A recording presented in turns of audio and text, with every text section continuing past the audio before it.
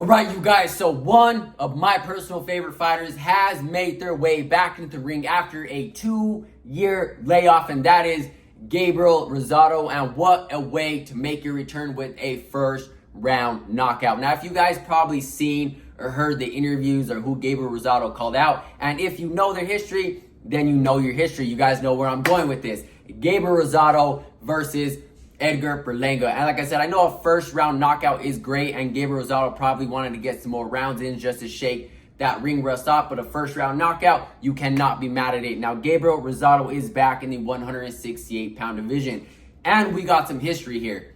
Berlanga versus Rosado. According to Gabriel Rosado, every single time that Gabe has tried to get the ball rolling and try to make this fight happen, Edgar Berlanga kind of just dusted his off, right? He kind of turns the other way. You know, the way Berlanga's behaving is he's not behaving like a fighter. And look, man, I ain't got nothing against Berlanga, but it's like he'll talk heavy to Plant, but he not gonna do nothing. But it's funny how he talked heavy to Plant, but then when Morrell got in his face, he kind of like backed down. You know what I'm saying? Right.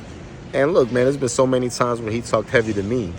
And you next. All right, well, let's go. And then when we could do it, it don't happen.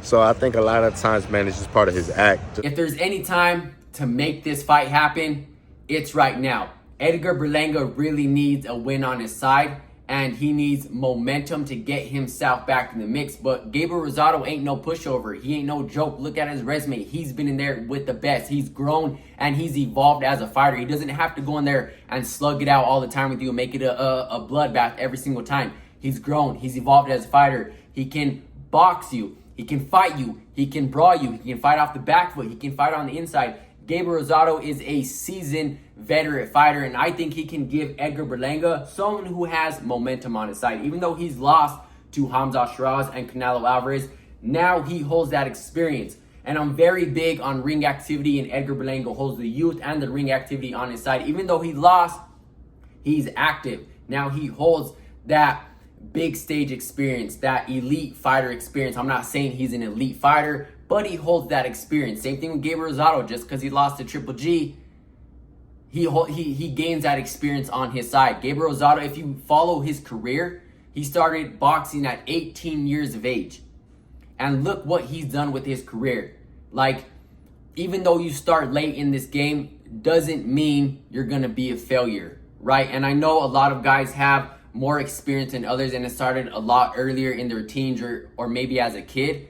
But what's experience without discipline? What's experience without the physical game and the mental game, right? And I feel like that's what Edgar Berlanga has lost on his side, especially after fighting Canelo Alvarez. I feel like he's more worried about what he looks like outside of the ring than what he looks like inside of that ring. And I'm not saying that's the reason why he lost to Hamza Shiraz, but I feel like Edgar Berlanga, you know, it's just he wasn't that focused. Maybe he was worried more about the money, the cars, the clothes, how he looked, whatever it was. But I feel like after the Canelo fight, Edgar Berlanga's character just went through the roof, and now he's a little bit more humble. I feel like a lot more humble after losing to Hamza Shiraz the way that he did. So maybe he can get back to focus with the mental game, with the physical game, and maybe even possibly fight Caleb Plant. I feel like there's only two ways that Edgar Berlanga can go, because Caleb Plant obviously coming off a loss this year as well. So why not make this fight happen?